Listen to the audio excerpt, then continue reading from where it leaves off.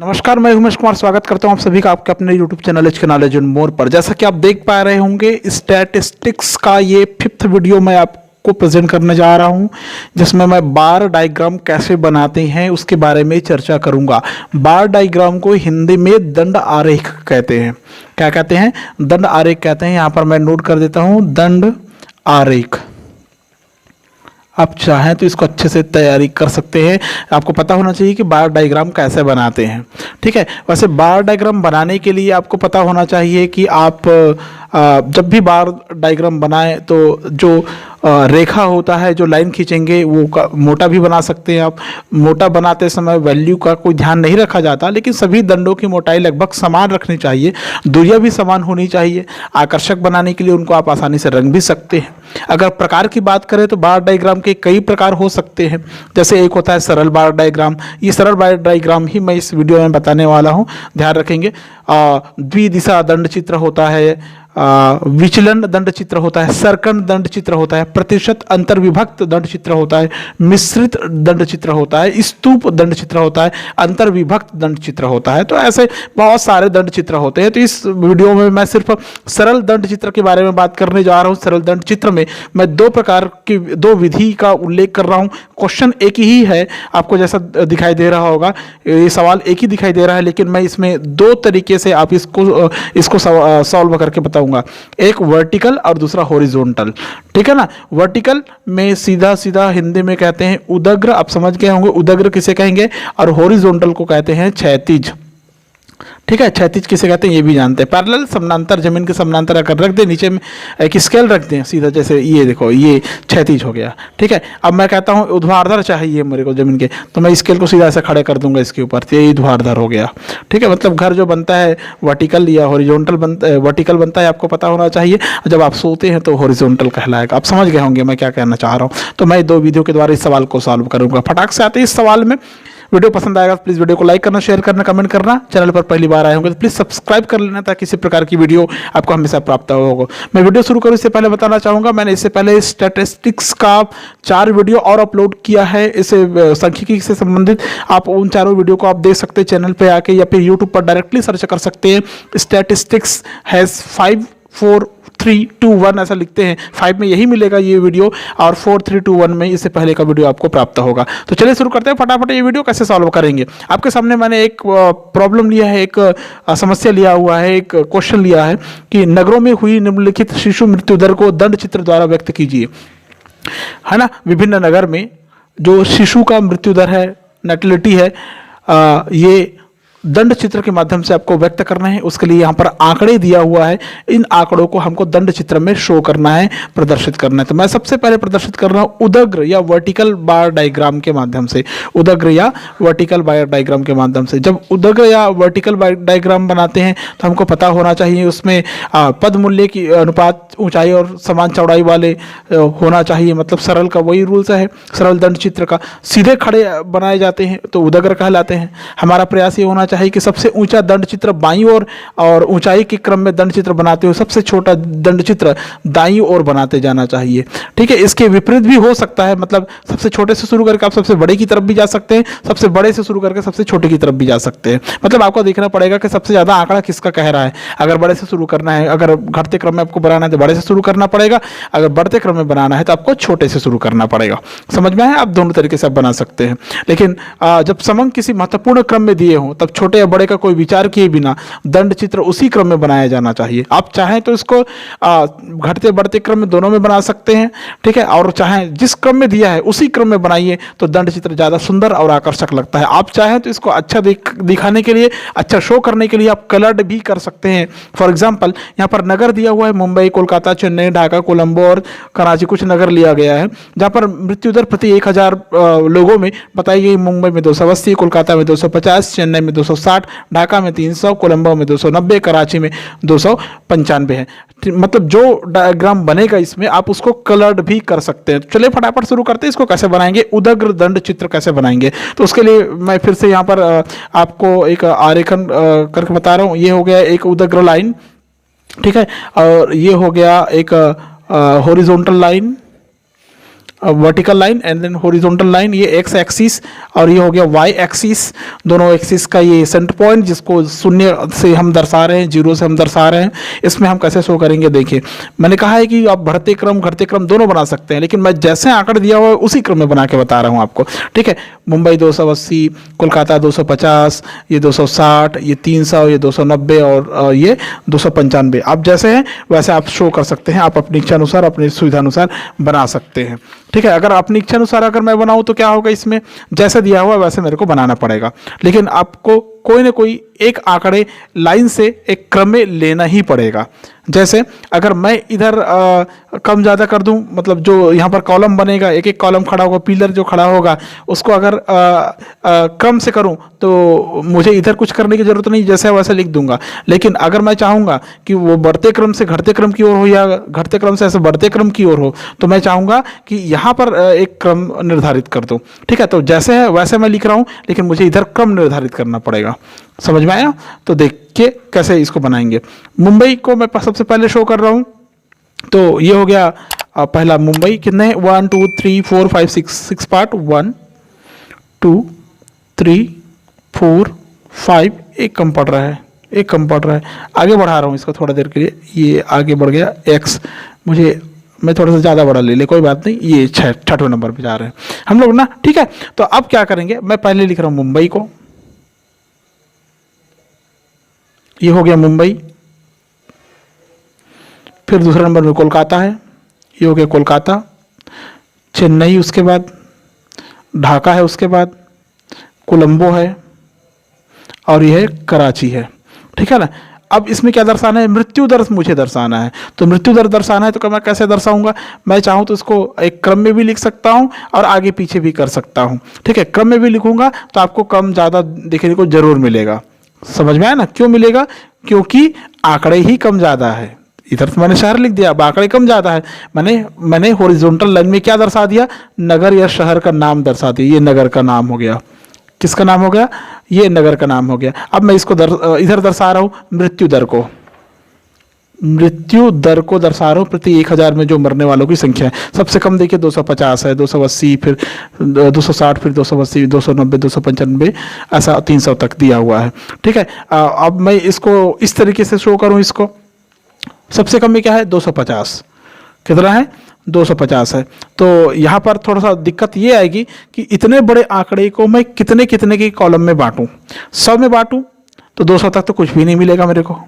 अगर 200 में बांटूं तो थोड़ा मिल सकता है, लेकिन 200 में कितना मिलेगा, 1 2 3 4 5 मिलेगा, ठीक है। अगर इसको 50-50 के क्रम में बांटूं तो थोड़ा अच्छा हमारा डायग्राम बन सकता है। 50-50 कहने का मतलब है 50 100 200, लेकिन देखिए कितना सारा कॉलम लगेगा। हाँ, मैं चाहूँ तो इसको छोटा कर सकता हूँ, ठीक है ना। अगर 4 हिस्सा करूँ तो अगर मैं इसको आधा आधा सेंटीमीटर, मान लो 1 सेंटीमीटर लेता हूँ, इसको 1 सेंटीमीटर लेता हूँ, ये हो गया 50 100 200 250 300 50 100 150 200 250, ये आ गया 300, ठीक है ना। समझ गए। अब यहाँ पर मैं शो कर देता हूँ, ये हो गया 50 मृत्यु दर, ये हो गया 100, ये हो गया 150, ये हो गया 200, ये हो गया 250, ये हो गया 300। क्लियर है। मुंबई, अब देखो मुंबई में कुल मरने वालों की संख्या कितनी है, 280।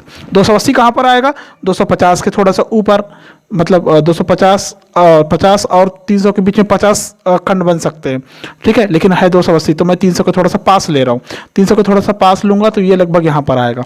तो कॉलम कैसे बनाएंगे हम लोग, बिल्कुल अगर मैं इसको सेंटर पॉइंट मान लूँ तो मैं कॉलम ऐसा बना सकता हूँ, यहाँ पर ये ऐसा, ठीक है, और ये ऐसा, ये यहाँ तक आएगा, यहाँ तक, ठीक है। मुझे दिख नहीं रहा था इसलिए थोड़ा ऊपर चला गया, तो आप ध्यान रखेंगे बनाते टाइम यहाँ तक आना चाहिए। ये हो गया एक कॉलम हो गया मुंबई का, ठीक है। और कोलकाता का देखिए 250 है, 250 कहाँ पर आ रहा है, ये यहाँ पर आ रहा है, ये मैं इस निशान लगा देता हूँ, ठीक है। तो इसका सेंटर क्या होगा, बिल्कुल स्केल से आप ऐसा सेंटर बना, कॉलम की मोटाई बिल्कुल समान दिखनी चाहिए, इसका खास ध्यान रखेंगे।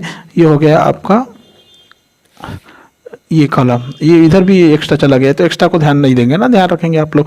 चेन्नई में जाएंगे 260 है, चेन्नई में 260, मतलब एक ज़्यादा है, मतलब थोड़ा सा ऊपर ले रहा हूँ मैं, थोड़ा सा ऊपर कर देता हूँ 250 के, तो ये आ गया लगभग आपका चेन्नई। तो चेन्नई में फिर से कॉलम बनेगा एक, और ये दूसरा, ये हो गया। ठीक है, अब फिर चले जाते हैं ढाका में। ढाका में कितने मरने वालों की संख्या? 300। 300 बिल्कुल सबसे ऊपर, सबसे ज़्यादा मरने वालों की संख्या यही है। खान पान में ध्यान नहीं देते ये लोग, इसलिए ऐसा बोल रहे हैं भाई, ये आंकड़ा बोल रहा हूँ, मैं नहीं बोल रहा हूँ, मुझे मत दोष देना आप। तो ये हो गया कॉलम। ठीक है, ये कोच्चि में देखिए, सॉरी कोलंबो में देखिए 290, 290 300 के थोड़ा सा पहले 280, और ये 280 का हमने बनाया है, इसके थोड़ा सा पहले आएगा। तो ये लगभग यहाँ पर आ रहा है कोलंबो का। तो कोलंबो के लिए कॉलम ये इस प्रकार का बिल्कुल सीधी सीधा आप खींचेंगे। मैं बिना देखे, बिना ना जो कि इसको कर रहा हूँ, तो थोड़ा कम ज़्यादा दिख सकता है आपको।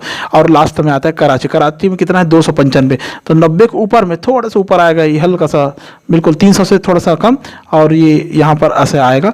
तो मैं इसको यहाँ पर शो कर देता हूँ, ये एक कॉलम, ये 300 के थोड़ा सा पहले आएगा। ठीक है, ये तो ऐसे कॉलम बनेगा। तो ये कैसे, इस दंड को, जो कॉलम बना हुआ है, इसको बोलते हैं उदग्र या वर्टिकल बार डायग्राम बोलते हैं। इसमें पैमाना मैं लिखूं, ठीक है, पैमाना में अगर लिखता हूं, इधर मैंने क्या लिया है, मान लो 2 सेंटीमीटर लिया है। ठीक है, मैं इतने को 2 सेंटीमीटर मानूं। अगर एक्स एक्सिस में, एक्स एक्सिस में 2 centimetre equal to,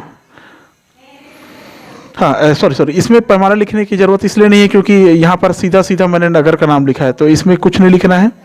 Y axis में लिखना है, वाई एक्सिस में लिखना है। ये आंकड़े, मुझे लगा इधर लिखा है, ये आंकड़े लिखा हुआ है मृत्यु दर, ये मृत्यु दर है। ठीक है, इसको लिखना, वाई एक्सिस बराबर अगर मैंने लिया है 1 सेंटीमीटर, कितना? 1 सेंटीमीटर। तो 1 सेंटीमीटर बराबर कितना व्यक्ति मैंने लिखा है? 50 व्यक्ति। तो 50 का डिस्टेंस है, ये लिखना जरूरी है इसमें। ये हो गया उदग्र। ठीक है, अब इसी को मैं हॉरिजॉन्टल कर देता हूँ। थोड़ी देर के लिए मैं इसको ऐसे घुमा के, ऐसे उठा के ऐसे रख दूँ तो क्या होगा, कर देता हूँ फटाक से। देखिए इसका हॉरिजॉन्टल कैसे बनता है, ये भी देख लीजिए। उसके लिए भी हमको एक ऐसी एक आरेख ऐसा बनाना पड़ेगा। ठीक है, ये ऐसा। ठीक है, जब हमको हॉरिजॉन्टल बार डायग्राम बनाना होता है, क्षैतिज बार डायग्राम बनाना होता है, उस दौरान हमको ये ध्यान रखना पड़ता है कि दंड खड़े ना हो। ठीक है, वो लेटी दिशा में हो, ऐसा लेटी हुई दिखाई दे आपको। ठीक है, वो क्षैतिज दंड चित्र कहलाता है। पैमाने की रेखा ऊपर की ओर ली जाती है, पैमाने की रेखा ऊपर की ओर ली जाती है। मतलब हमको शहर के नाम इधर शो करना पड़ेगा, समझ गए ना? शहर का नाम इधर शो करना पड़ेगा, मृत्यु दर इधर लिखना पड़ेगा, समझ गए आप? तो मैं यहाँ पर मृत्यु दर लिख रहा हूँ, मृत्यु दर उल्टा कर रहा हूँ ना, समझ लीजिए। मृत्यु दर कितना कितना है, इसको भी लेता हूँ। 50, 100, 150, 200, 250 और आगे जाएगा, ये हो गया 300। ठीक है, इतना तक ले रहा हूँ मैं। ये हो गया मृत्यु दर। दिख नहीं रहा क्या? 1 मिनट, ये मृत्यु दर। ठीक है, 300 तक मैंने लिया। ये हो गया एक्स एक्सिस, और इधर मैं बनाता हूँ वाई एक्सिस। ठीक है ना? अब इधर हम लोग शो करते हैं शहर के नाम को। ये हो गया मुंबई। कितने सारे? 1 2 3 4 5 6 शहर, 2 3 4 5 और 6, 1 2 3 4 5 6 शहर। सबसे पहले है मुंबई, उसके बाद में है कोलकाता, उसके बाद में चेन्नई, फिर है ढाका, फिर है कोलंबो, फिर है कराची। बाटी खेलने मत जाना कराची में। ठीक है, चलो ये हो गया वाई एक्सिस, ये हो गया एक्स एक्सिस। हमको दर्शाना है कि मुंबई में मृत्यु दर कितनी है, 280 है। तो 280 देखिए कहाँ पर आएगा, तो 300 से थोड़ा पहले, 250 और 300 के बीच में, तो थोड़ा पहले यहाँ पर ऐसे लेता हूँ तो ज़्यादा मज़ा आएगा। ठीक है ना? तो मैं स्केल से यहाँ तक पॉइंट कर लेता हूँ, ये सीधा सीधा ऐसा खींच लिए। ठीक है, और ये जो यहाँ पर बनेगा बिल्कुल इसके सेंटर में ले लीजिए आप कॉलम को। ठीक है, ये इस प्रकार ये हो गया 280। क्या है? मुंबई का ये क्षैतिज बार डायग्राम है, या फिर हॉरिजॉन्टल बार डायग्राम कहेंगे आप। कोलंबो, सॉरी कोलकाता में देखिए 250, 250 यहाँ पर है, तो इसको बिल्कुल सीधा सीधा ऐसा खींच लीजिए आप। ठीक है, तो इसका आएगा यहाँ पर, ये ऐसा और ये हो गया एक ऐसा, ठीक है 250, समझ में आ गया। अब चेन्नई का देखिए 260, चेन्नई का 260, 250 से थोड़ा सा आगे जाएगा 10, ठीक है। तो मैं इसको बिना उसके खींच देता हूँ, थोड़ा सा आगे ले जाना है मेरे को, तो आप चाहे तो इसमें एकदम बिल्कुल मेजरमेंट करके आप खींच सकते हैं, कोई प्रॉब्लम नहीं होगी।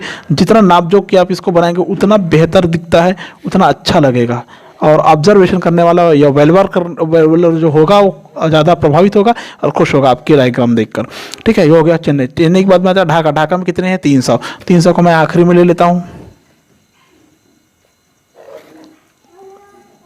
ये यहाँ तक जाएगा लगभग, ठीक है। आप बिल्कुल बराबर नाप जोख कर इसको बनाएंगे, बिल्कुल मेजरमेंट करके बनाएंगे, आप इसको बिल्कुल मेजर बराबर करके बनाएंगे, ठीक है। आगे बढ़ता हूँ मैं। कोलंबो। कोलंबो में 290, तो 300 के थोड़ा पहले कोलंबो बना देता हूँ, 300 के थोड़ा पहले। 300 था ढाका में मरने वालों की संख्या, तो कोलंबो में थोड़ा सा पहले बना देता हूँ मैं, ठीक है ना। ध्यान रखना इसमें आंकड़े जो है बहुत पास पास दिया हुआ है, अगर डिफरेंस ज़्यादा हो ना तो ये जो कॉलम है बिल्कुल ऐसे छोटा बड़ा बड़ा छोटा ऐसा दिखाई देगा आपको, ठीक है। आखिरी में आता है कराची। कराची में 295, 300 के ठीक पहले, इससे ठीक पहले बनेगा, मतलब मैं पॉइंट कर दूँ इससे ठीक पहले लगभग यहाँ पर, तो आप इसको आसानी से ड्रा कर सकते हैं यहाँ तक, ये ठीक है। तो ये इस प्रकार का अगर बने तो ये कहलाता है हॉरिजॉन्टल बार डायग्राम, क्षैतिज बार डायग्राम कहलाता है। अब इसमें मैं लिखूंगा पैमाना, लिखूंगा इसमें क्या लिखूंगा, पैमाना। एक्स एक्सिस बराबर एक्स एक्सिस बराबर, अगर 1 सेंटीमीटर मैंने लिया है, बराबर 50 पर्सन या 50 व्यक्ति लिखूंगा, ठीक है। तो इस प्रकार आप किसी भी सवाल को आप आसानी से बेहतर तरीके से सॉल्व कर सकते हैं, किसी भी प्रकार के प्रॉब्लम को आप सुलझा सकते हैं। वीडियो पसंद आए प्लीज़ वीडियो को लाइक करें, शेयर करें, कमेंट करें। चैनल पर पहली बार आए हैं प्लीज़ सब्सक्राइब कर लें ताकि इसी प्रकार की वीडियो आपको हमेशा प्राप्त हो। Thank you so much.